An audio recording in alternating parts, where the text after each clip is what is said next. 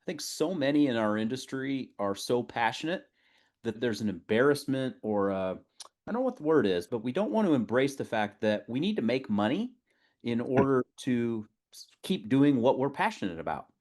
And this to me plays into the efficiency topic because if we're wasting parts of our organization or the way we're doing things, we're not efficient. And therefore, we're throwing time away, we're throwing money away, we're throwing opportunity away. Because oh my god.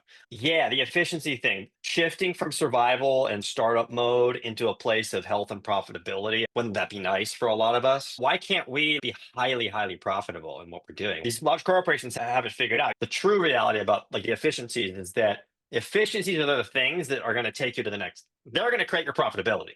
That's right. Because I know you all know how to do the fundamentals. We know how to like basically book a show. We know how to like put the sound guy on and like get the sound guy running shows and like do the door and sell beers and stuff. That's fundamental.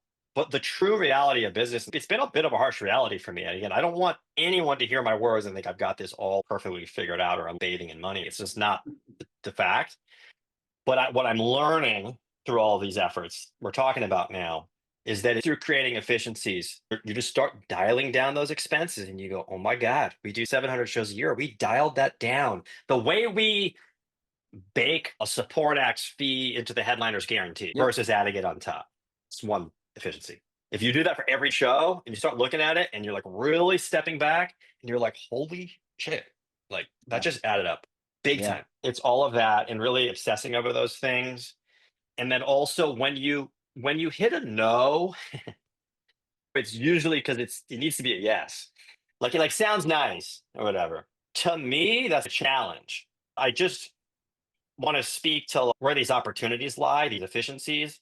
It's the edge. It's the hard work. It's not easy, which is why, like, if it was easy, just everyone would do it. And just there's fundamentals, and then there's this extra thing, and that's where it comes in, is where that resistance kind of know is, and how we might be able to just identify those friction points, identify those lags in the system, break the rules. The premise, as you know, when we began the open date journey was I don't come from the music industry, bought a venue, saw all this duplication, all this overlap, and then I started to dig into Live Nation and how they run their business without making any commentary. They are a healthy business, and we all need to be healthy businesses. So, what can we learn from them? That was a mind shift for me. It's interesting that you touch on that too. I think all of us can think about, even outside of our industry, who is doing things that we admire or who is doing things that are successful and sustainable. And then where can we borrow from that and apply it in our own application? Because we're all doing this because we're passionate. But I'm a super believer we all have to embrace the fact that it's okay that we're trying to make money Yeah. because it's not that we're all trying to buy a new car or a new boat. We're trying to keep our passion alive.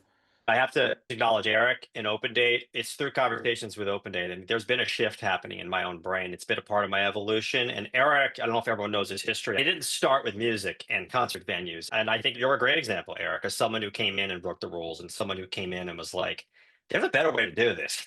Like, I mean, I'm putting words in your mouth, but I feel like we talked in 2021 or whatever, and you had Yeah. just taken on these venues, and then COVID hit, and it was like, there's a better way to do this. We don't need to be using Google Calendar anymore. Like this is like, no, no, no, we're not doing that.